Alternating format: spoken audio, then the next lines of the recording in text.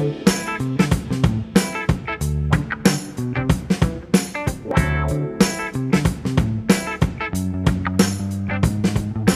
podcast world, and welcome to another edition of Tiggs Bits, your weekly source of insanity from me, Tiggs. I really think you guys are going to enjoy this week's show. I visit with my former co-host of The Bottom Line BR, Matt English, and we talk about our former radio show, how we met, some of the guests we had on the show, and discuss why the show left. If you have not checked out our Facebook page, Tiggs Bits, head over, give it a like, and share it with your friends. And plus, interact with the show on there. I'd be happy to answer anything that anybody has. Tiggs Bits is now available on all streaming services. Apple Podcasts, Spotify Podcasts, Amazon Music, Audible, Google Podcasts, and more. Please subscribe to the show by pressing that little plus button that you can see that's up in the top of your app, either if you have an Android or an iPhone. Subscribe to the show, rate it. If you don't mind, leave a rate and leave a review. It really helps the show grow by reaching more people. And last, I just want to say thanks again for all of the support since this show has launched. It's been amazing. But without any further ado, let's just go ahead and jump right into this week's show. We're coming in hot. I'm going to warn you, it's a good one. That reminds me of that the show we did. It was when we were on ESPN and we had Marquise Johnson in. Oh, yeah. Right? Was it Marquise Johnson? Yeah, I think it was. Played, DB for Alabama, and he played for like the Rams and the Saints. Yeah, that's right. That dude dropped a couple of bombs while we were live. Yes, he did. He didn't I think he realized it. But we didn't. We just kept going. That's what you got to do. We just kept going. Yeah. Nobody said a word, but we all looked at each other. Oh, goodness. Well, we sure did have fun. But let me introduce you to this week's very special guest. I've been looking forward to this. Of course, we've talked about it since day one of the inception of Tiggs Bits. Somebody that I've worked with closely. My former co-host, and the main host of The Bottom Line Baton Rouge, our radio show that we had on 910 AM and on ESPN 104.5 and 104.9.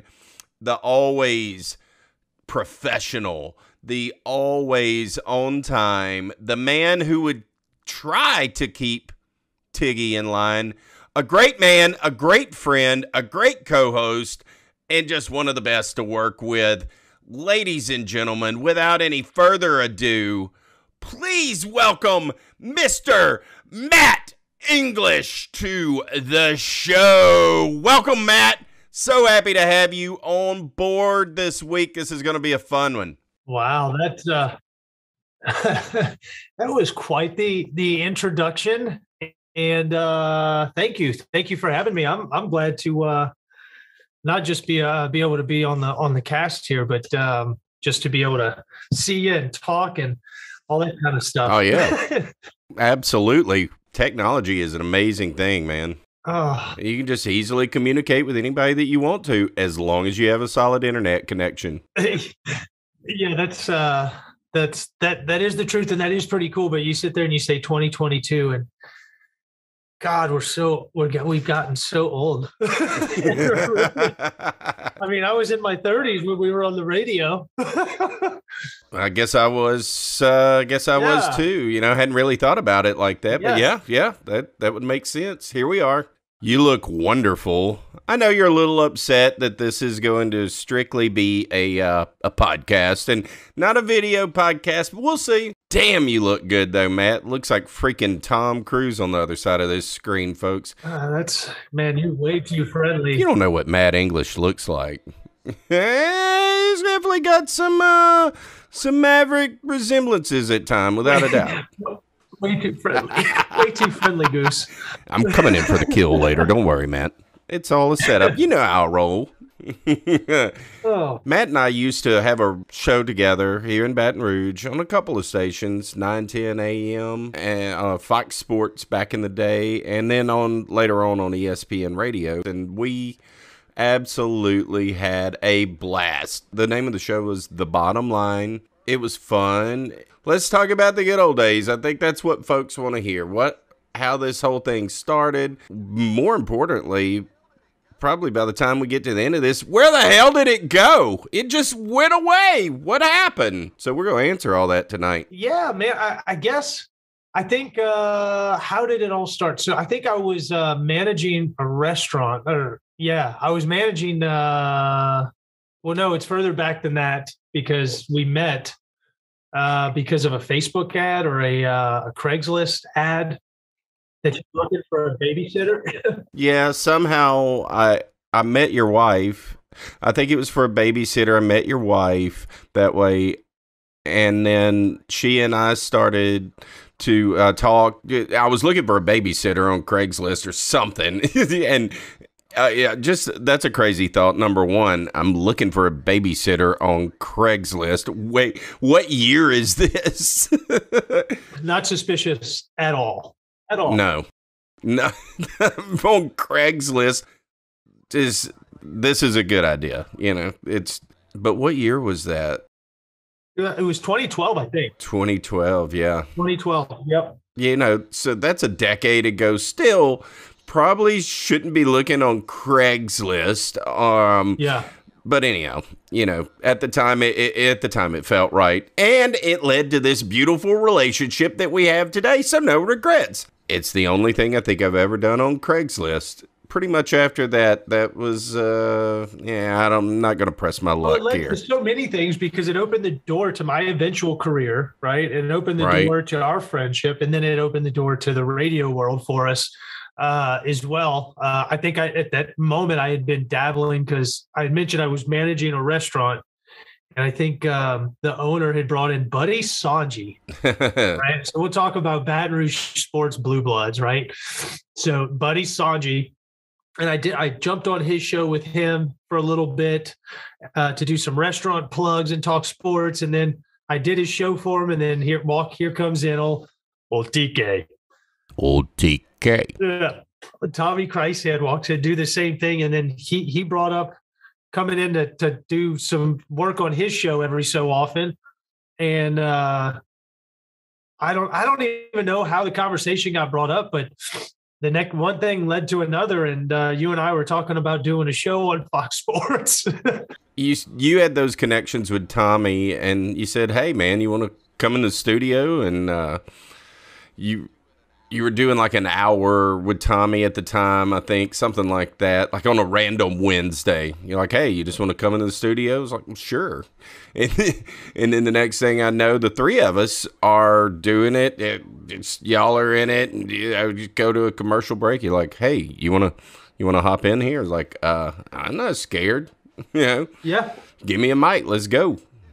And and it pretty much just took off from there. Yeah, I think we had a Saturday morning show. Yeah, because it was always right before kickoff.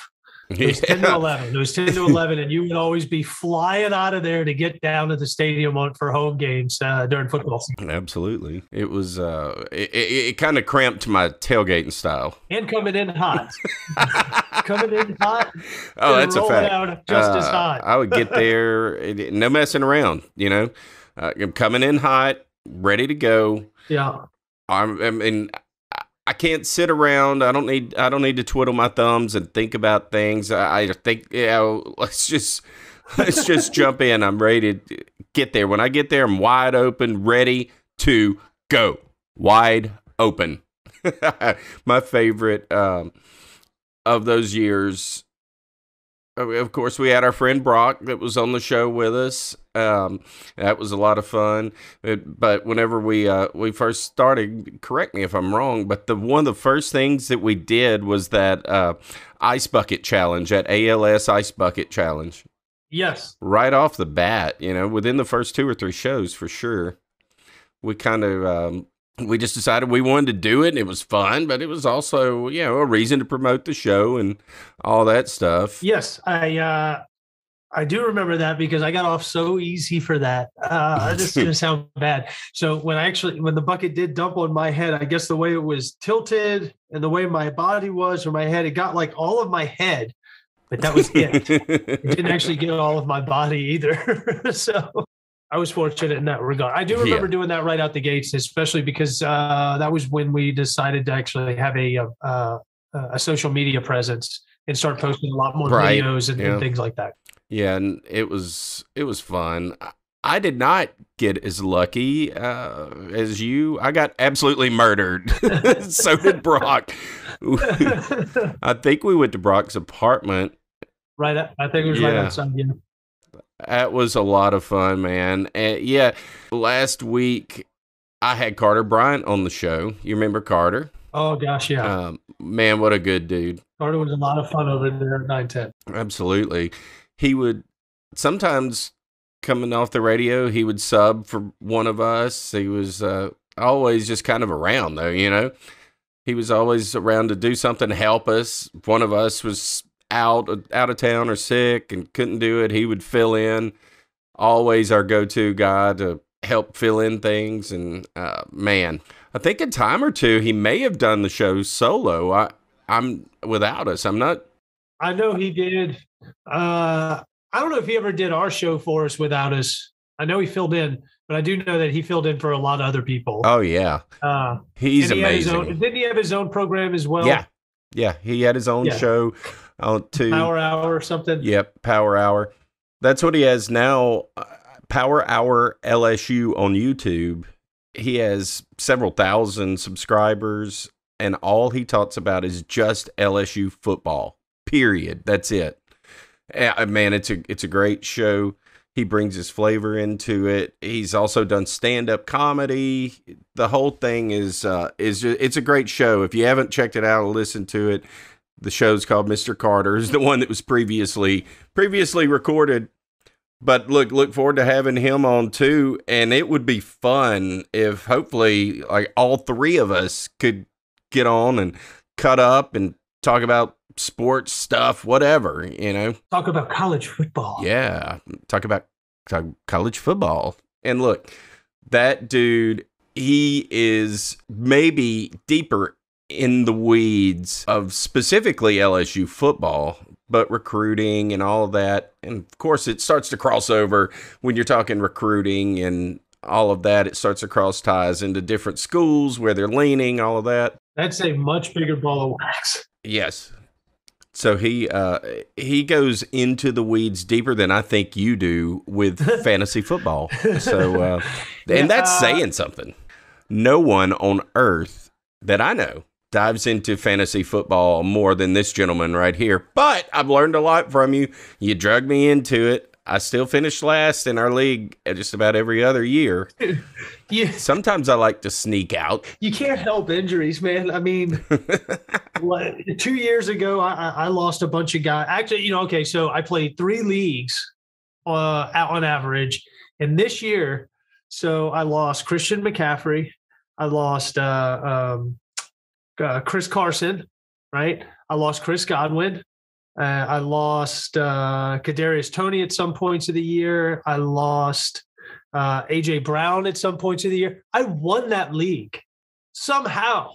You know why? Because some reason you can always find things on the waiver wire. And like, why is Mark Andrews on the waiver wire in week 5? I don't know. Good God, I don't know, Brantley. But you know what? I took him. Yeah. It's just called being smart. You're not afraid to make some trades, get creative, beef up your roster, lose a little bit. But one thing I have learned over the course of time from you is that you have to do that, of course. I know I sell myself short a little bit. I'm either up there at the top or I'm in dead last. There's really no in between for me. Well, okay. So my other leagues, I made the playoffs, but I lose first round, right? Yeah. I was in last place or second to last place after week 5 or something like that. And I go on huge tears to make this huge run to get in there. And I feel so good. You remember my team in our common league. Oh yeah. I was I was primed. In that first week of the playoffs, nobody played.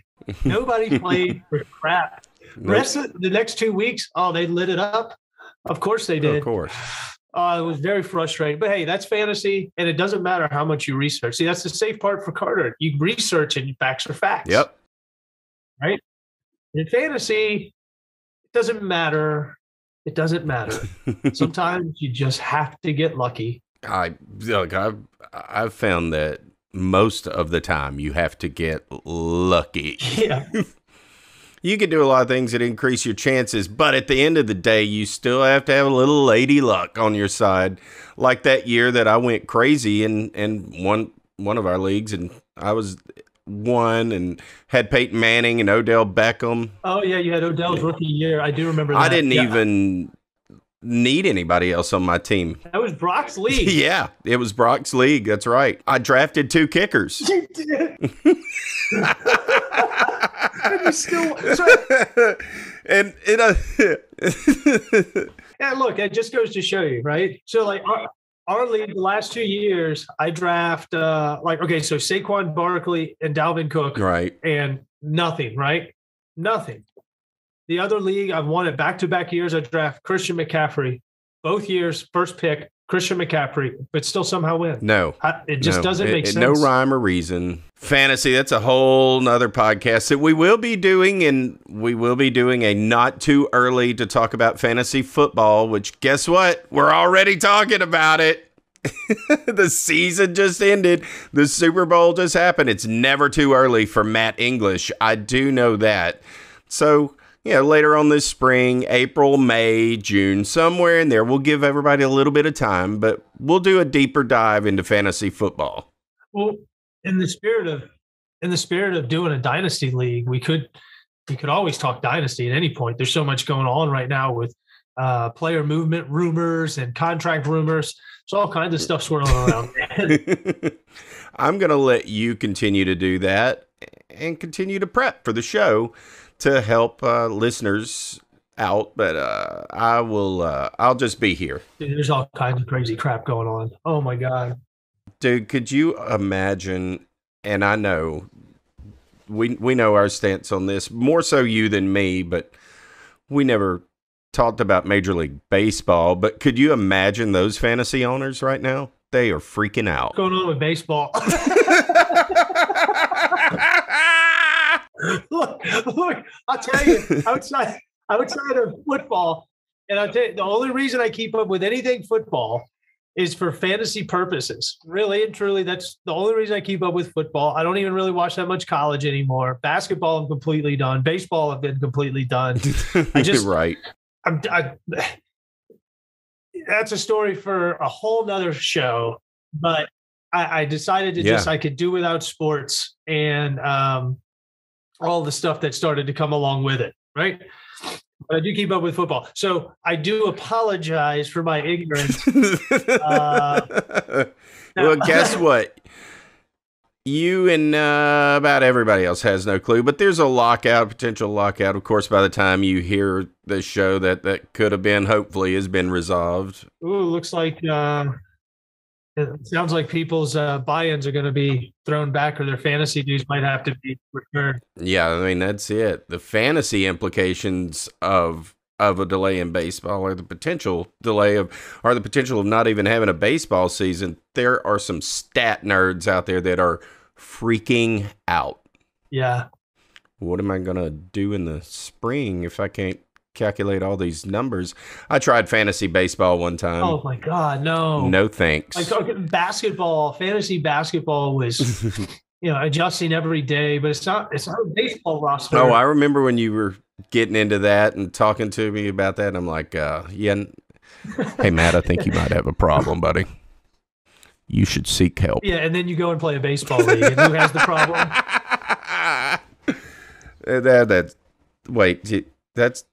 This show's not about me. Wait, yeah, it is about me. You are correct. I can't dispute that. Anyhow, let's get back to talking about the bottom line, kind of where it started at 9:10 a.m. Of course, Eventually, we step up and end up on ESPN radio here in Baton Rouge, 104.5, 104.9 with the bottom line. How the hell did that happen? Yeah, so it turns out we both have a couple of contacts at the station that was syndicating. I say syndicating was the ESPN affiliate for Baton Rouge. And then I guess some of their shows syndicate out to other stations or other ESPNs locally. But either which way, we knew a couple of people. We got a meeting in front of the right people. And with the president, that helps. Yeah, it does. It does. And tell them flat out, we know you have a slot and we want it.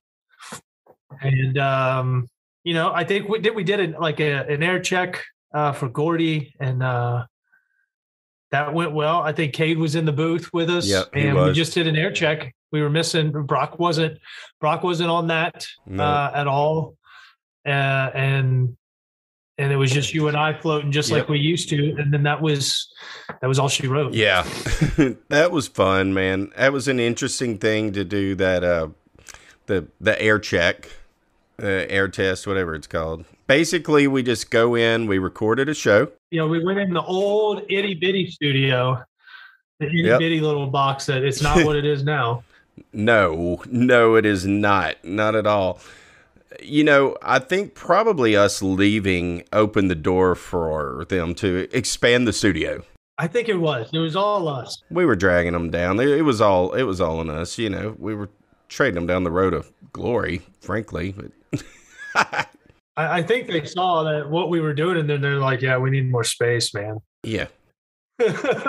We can't contain a second hour of Tiggs any longer in that 8x8 box. No, we had 2 hours up in there. Yeah, we did. Yeah, on the second hour, though, I was ready to rock and roll. Sweating. It's 41 degrees in that studio, but... God, it was so cold in there. Yeah, it was cold. But not by the second hour. We would stand, and I always loved that we could stand, and the mic was just there in your face, Oh, it was awesome. So back to our fun ESPN days. That, my friend, was a journey. We had a lot of cycling of people come through. Yeah. Right. We had Brock came in, and then Brock wasn't with us anymore. And then Matt Dunn came in with the voice. There's not a better... I haven't talked to him yet, but I fully intend to have him on the show at some point in time. The voice. That dude's voice, it's the best in Baton Rouge. We all have our gifts. And that dude was blessed with a beautiful voice. Yeah. Very clear. Jeez, no doubt. He should have just been born maybe a decade and a half sooner, so that he could have done all the movie previews for the 80s. Dude, he would have absolutely dominated that. Oh, he would have killed it. No doubt. Would have killed it. Easily the best voice that we've worked with and that I've heard.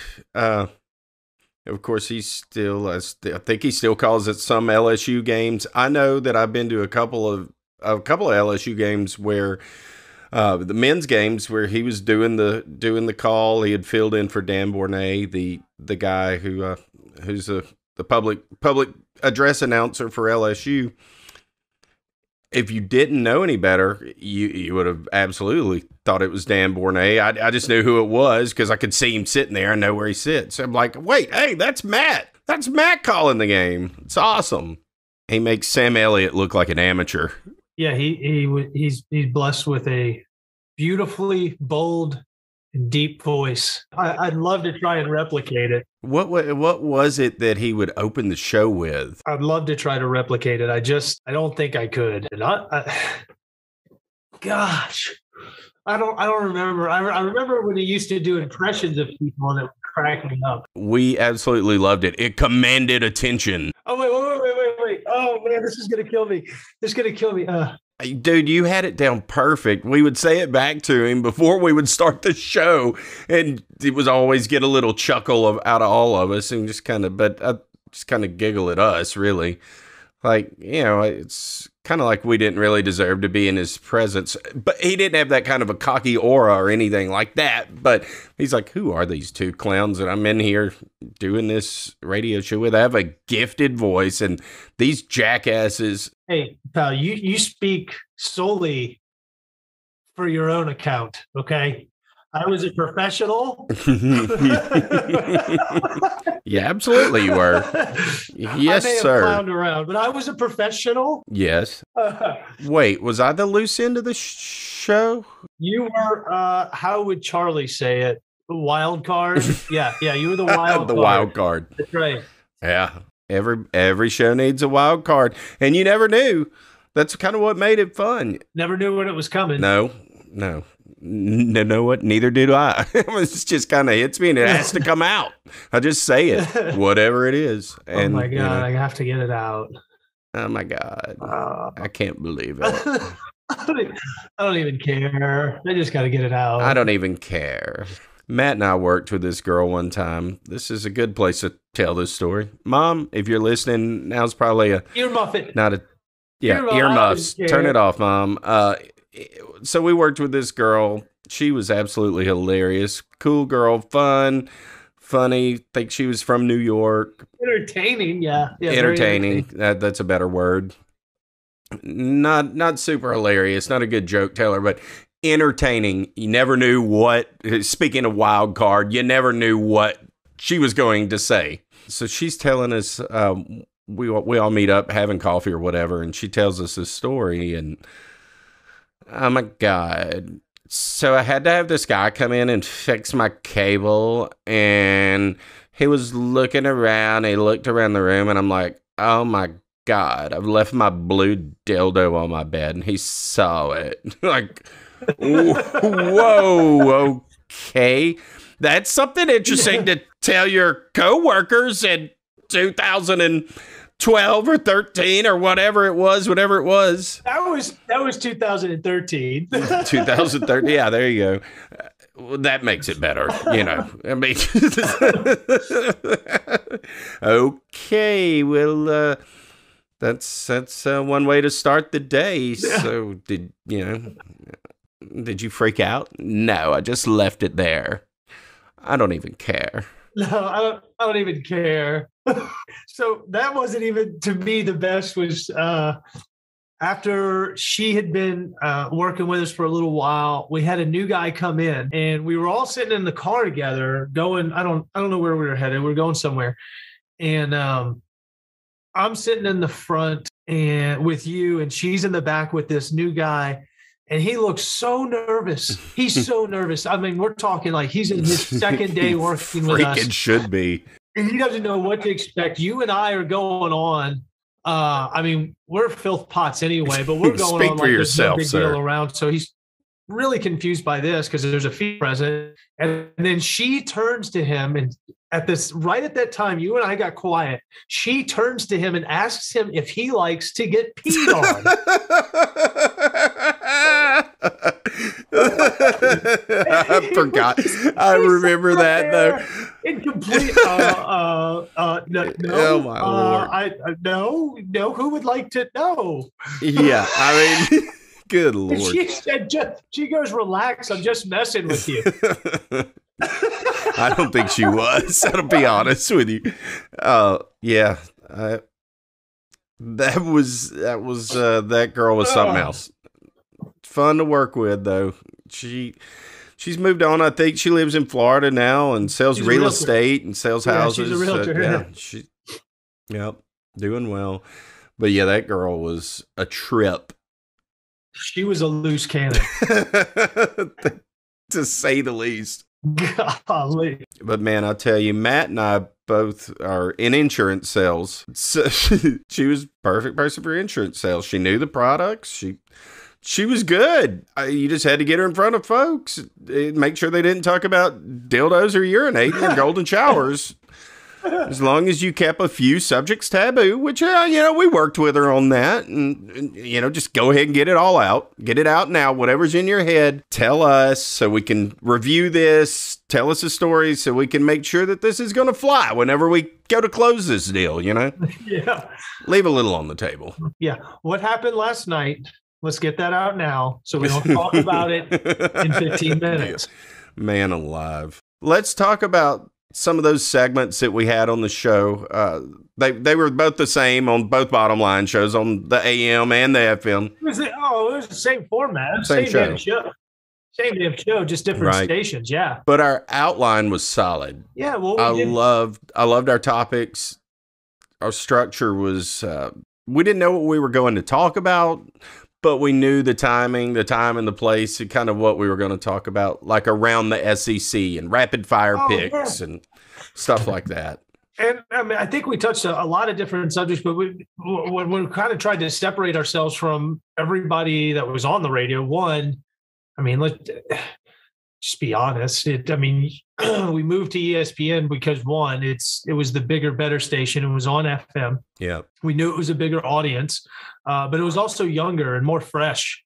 It had more energy around it, right? And where we were before that, it was fun and it gave us our start. It was a launch, but there wasn't the energy, and everybody was pretty much talking about the same stuff, having the same guests all the time. So when we go to ESPN, it's, we really have to make sure that we have a product and a show that's different than the rest, because let's be honest, all shows are covering the same shit, right? Everybody's covering LSU and whatever New Orleans sport happens to be going on, right? And that's all they talk about, or they talk about the leagues in relevance to those teams in either New Orleans and or Baton Rouge. And that's it. Whereas our show, we tended to touch on maybe the whole conference of the SEC. Right. It helped. We didn't spend as much time on LSU just because, we already knew that was being covered on the other shows. So we would talk about them briefly, recap of whatever the game was that had happened that weekend or whatever. But we didn't expound upon that like the other shows did. That was their job. We let them handle that. And it helped. I wasn't a local fan, we'll say. That's correct. I'm a Saints fan. Don't get me wrong.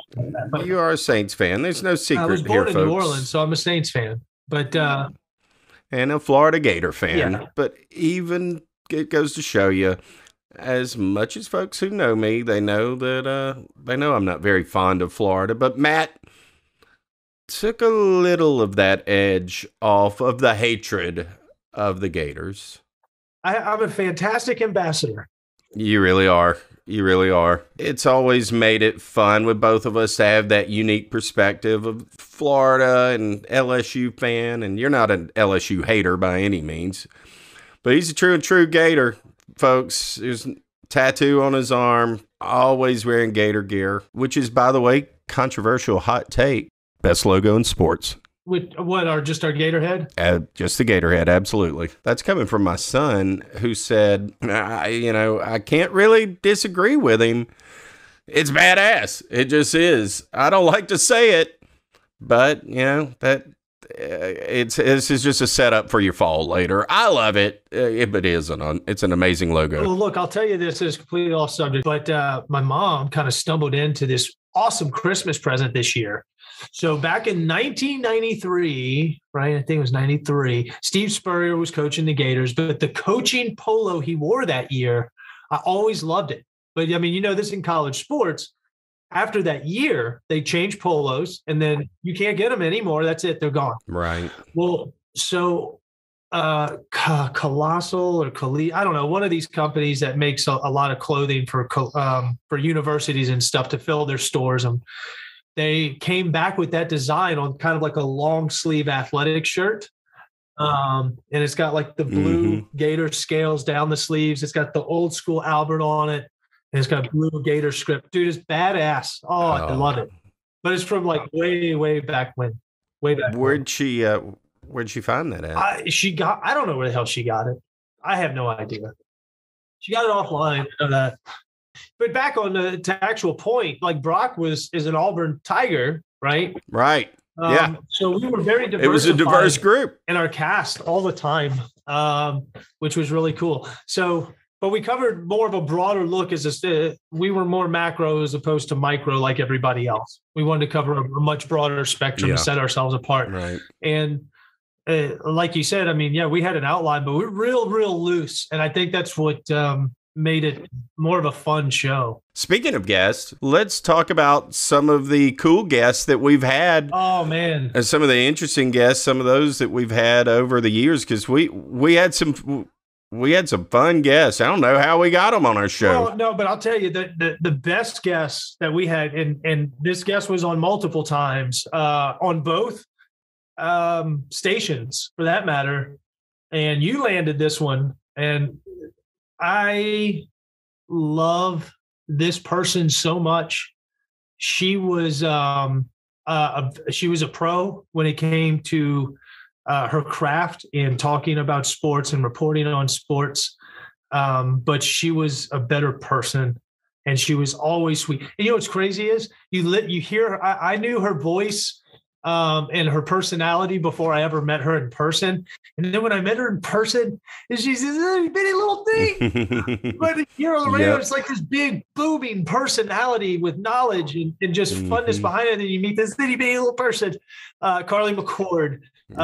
May she rest in peace, was just one of my favorite guests. And not for that reason, but she was just, I was blown away because I saw a picture of this beautiful girl. And then all of a sudden she comes in and she's got stats and like opinions with like stats to back it. And it was just awesome. Oh, right.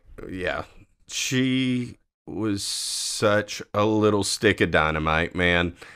I tell you, I really hadn't thought about that. That's kind of honestly, as crazy as it sounds, I guess it's still so fresh. I think I've kind of just blocked those feelings out, man. It's just still such a shock to me that she's gone. Oh man, she was so much fun. This is how I met Carly. Tammy and I, my wife and I, we were in New Orleans.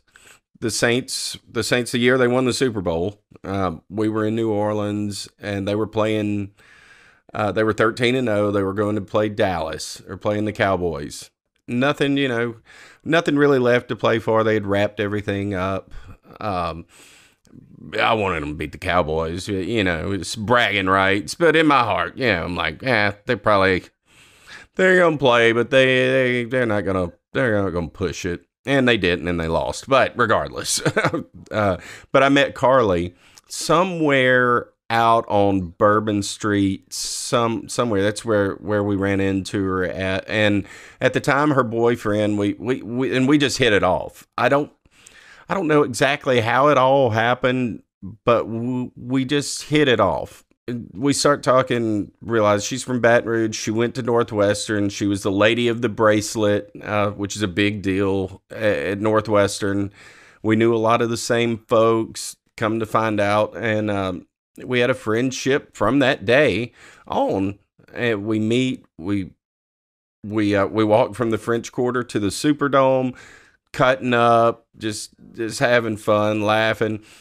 And we became friends for the rest of her life, and stayed in touch after she left, and she went to Cleveland to start working for the Browns, for the Cleveland Browns. And there's no doubt in my mind whatsoever. And I mean, when she was on our show, she was working for Cleveland. I remember her calling me one time. She was considering leaving Cleveland and coming back to Louisiana to it was the end of the season and whatnot. And we're talking, and she's like, I have some contacts at ESPN. And that's when we were still there. Yeah, we're still there.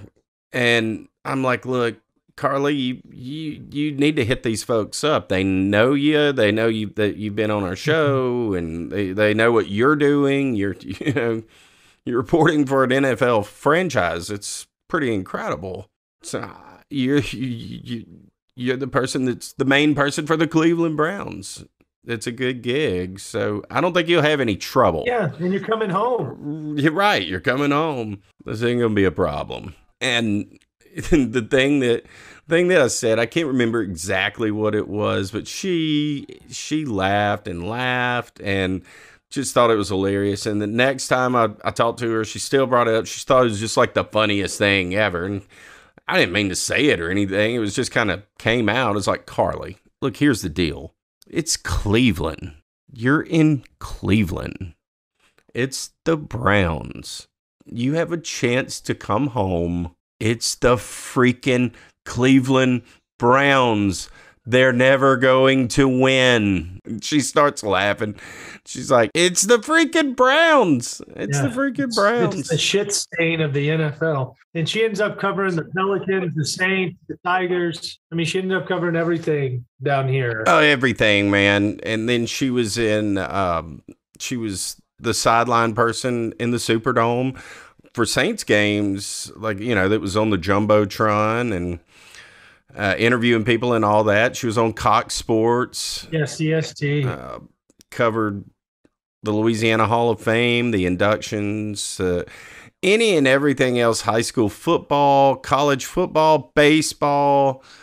There's no doubt in my mind that girl would have been on ESPN as a reporter within the next year, within a year or so.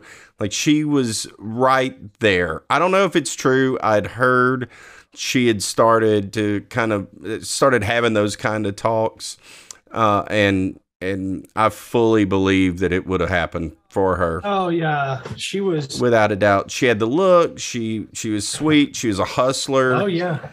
She's just an amazing girl, man. And yeah, it's just, we had her on a lot. She came on several times. And like you say, on both shows. Yeah, she was on them both. She was always just a call or a text away, and she would be there every single time. Just an amazing soul, and it's just a shame that happened. A life lost just way too soon. Way too soon. Yeah, I do remember, like, I had fallen asleep in between the games because it was the semi final game for LSU, right? When that all happened, it was that morning. But I remember waking up on my sofa, and then the game was doing pregame stuff. They were showing the players on the field, and I started reading the scrolling thing across the bottom, right? The bottom line. Yep. And I read it, and I was like, whoa. And then I heard them come over they were talking about it during the broadcast because LSU was playing. It was relevant to LSU. And I had to rewind, like, in real time to hear it clearly when I found that out. That was crazy. And yeah, it was. I think I called you just before kickoff. You know me. I'm in no mood to talk to anybody prior to a kickoff of an LSU game, especially the semifinal game. But man, I'll be honest with you. At that point, I didn't care about the game. I'd just driven up. I was out in Texas seeing my wife's folks, sister-in-law, and visiting with them, and we're driving up from Temple up to Dallas, and got the call from one of my buddies, and it's just like, man, a couple hours for kickoff. I'm like, I just really hope that this is just something's not right here. He's misheard that, but no, he hadn't. Yeah, that was a tough deal. Such a sweet girl, and just a good person. But man, she was funny. She was always an amazing guest to have because she knew her stuff. I mean, we learned stuff at the time. Yeah, LeBron was still in Cleveland, and they were doing much better in basketball. Johnny Manziel was in Cleveland. Johnny Manziel was in Cleveland. That's right. That's right. Yeah. So, we had plenty of stuff to talk about with her, and it was always fun, and she always kept it light, interesting. And what are some other guests that we've had too? I mentioned Marquise at the beginning. Yep, Marquise. What was that? God, he played Boo Williams. Boo Williams. Boo Williams. That's right. That's who I was saying. We had him on several times. Former tight end for the Arkansas Razorbacks, and And he played for the Saints. Yeah. Played for the Saints. Who else did he play for? The Panthers. That's right, the Panthers. And I don't know if he played for anybody else. I haven't kept up with him in a while on Twitter. I don't know what he's up to these days. I think he was part of the concussion deal. Didn't he have like a bail bonds or like a bonding? Yeah, I think you're right. He wouldn't chase people down. Yeah. Right, people that jump their bonds. Oh yeah, that's exactly. He was like right. a bounty hunter. Yes, he was. He was. I think he was talking about that. I know he does a lot of stuff with like churches and stuff, but he had a bonding company. Did we have Boo in the studio? No, we had him in the studio before because I remember we got pictures of him up there. Yeah, we got pictures of that. I threw the football with him in the parking lot. I wouldn't want that man coming to my house. I can tell you that. He was a big dude. He absolutely could still play whenever he was on our show. Without a doubt, that dude could still play football. Guarantee you. I guarantee he probably still can today. I guarantee he's in good shape. Well, I always thought, I was like, man, I got the skill set. I could have done something like that. Because I do. I have good hands and I've always been fast. But then I meet someone who actually did. And I see how freaking big they are. And then come to find out, like, yeah, those guys just aren't even that big. Yeah. They're the guys who actually hit you. And oh, gosh. Yep. Yeah, I probably had be able to catch the things that were thrown to me. But at one time, because that hit. I'll tell you this. Not getting up. I had this reminds me of a story. A good friend of mine, David Hogan, at the time he owned Hogan Hardwoods. I worked for him, and he was really good friends with Kyle Williams, who played for LSU, had a long career with the Buffalo Bills, won a national championship with LSU in the early 2000s. His hardest working man in football when he was just a tough dude. He'll outwork you. Well, David had his bachelor party at Caney Lake, and I was cooking crawfish. I boiled a bunch of crawfish and stuff for the bachelor party. Played golf with them and just hung out, and it just had a blast. It was around a bunch of former LSU players and stuff. We get to Saturday evening, post crawfish. I'm done cooking. Yeah, I'm kind of done with my responsibilities of the deal. It's time to just kind of cut up.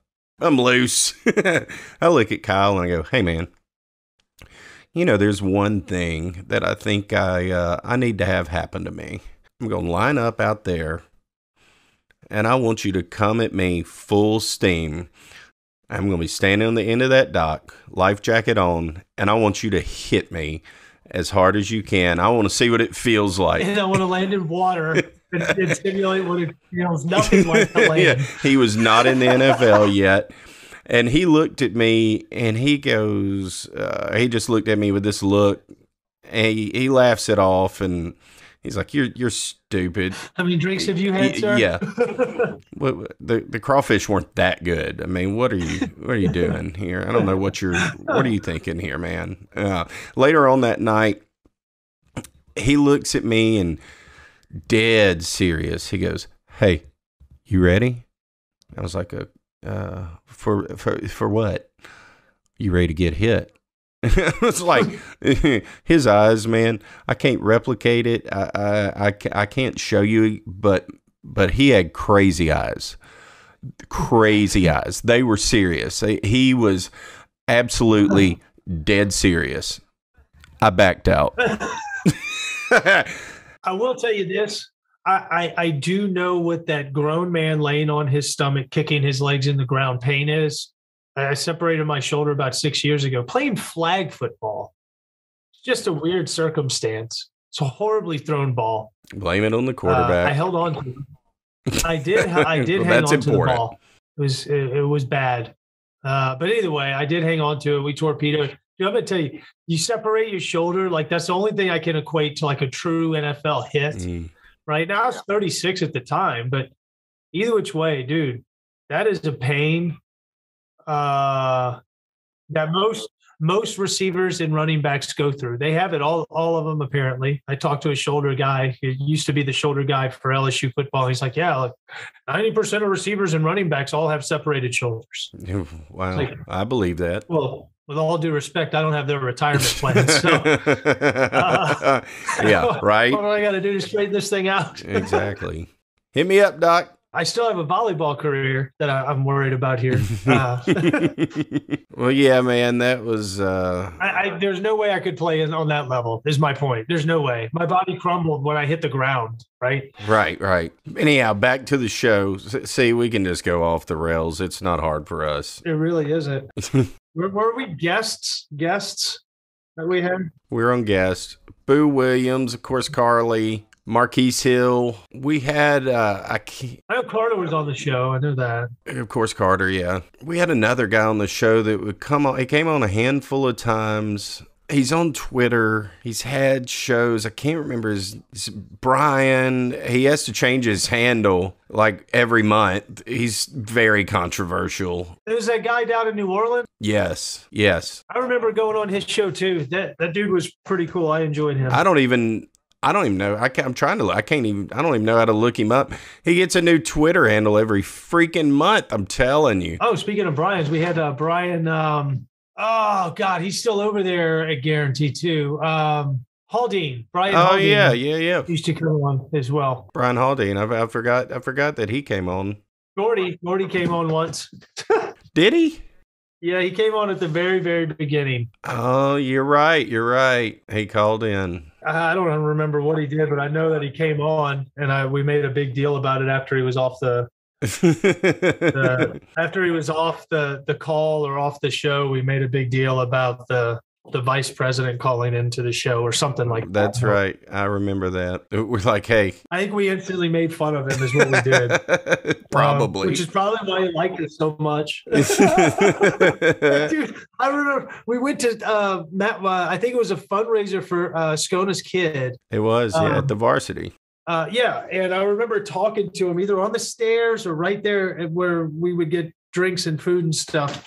And he said, you guys are hilarious. Anything you need, you just let me know. Anything you need, you let me know. I'm like, well, so the key to his heart is just making fun of him. That's it. I mean, hey, we can do that. He was really nice. He's actually much nicer Gordy's than he awesome, looks, man. You know? Yeah. I love Gordy. He was great to work with. Gave us the opportunity to have a show, and still sitting from the sidelines, still a little bit jealous that our time ran out before they had the full-on studio that they have now. Where we didn't get to explore that space. Oh my Lord, could we explore the space? Golly. But life happened, man. I mean, it really did. You had 2 kids, and then I was getting ready to have my first.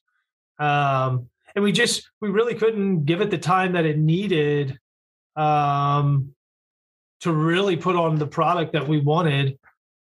Yeah, because I mean, we had to sell our own ads, man. Right. And along with keeping a career already selling, right, and trying to keep the whole, conflict of interest thing off the table. Yeah.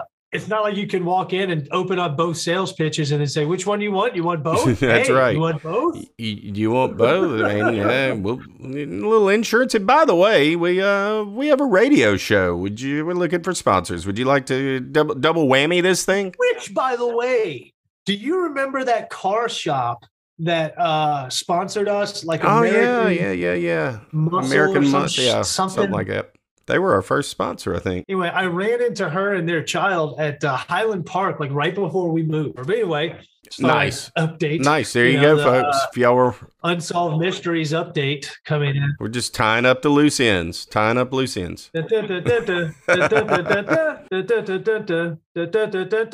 you ever watch the old Robert Stack Unsolved Mysteries on Prime or Net or like Hulu? Dude, that music, the intro to that still F's with me, man. Like I hear it and I instantly feel like I'm 7 years old again, freaking out. You feel like you're about to get murdered, don't you? About a kid that was kidnapped, a UFO, and then a ghost, like all in one episode. Yeah, it was really a full show. I think that show alone kept my ass away from strangers. And if something looked awkward or off as a kid, I was just like, yep. It's time to avoid this. I'm out of here, man. Can't do this. children and fear. It's health. There's healthy fear, man. It's a good thing. Yeah, there is. Absolutely. The bottom line is time ran out on us. Like you said, we both had our careers selling insurance. Tough to sell two things, ads and insurance. We need you to buy an ad. We need you to buy insurance, and ultimately, and kids and things like that. You being recently married, you hadn't started a family yet, wasn't far from it. Bottom line is we ran out of time. I know I've been asked, well, what happened? You just all of a sudden just went away. We never actually signed off. We just we did an episode, and then we finished out I guess, what was it, in like a June or a July, maybe a May. Maybe we ended it at the end of May, and then just decided, we were at contract renewal, and I think we were just like, nope. I want to. We were about to have to pay for all of the airtime out of our own pocket. And when you break it down to that, it's not quite as appealing anymore to do. But we never signed off. The bottom line is still alive. Look, I still use the email. Yeah. And guess what?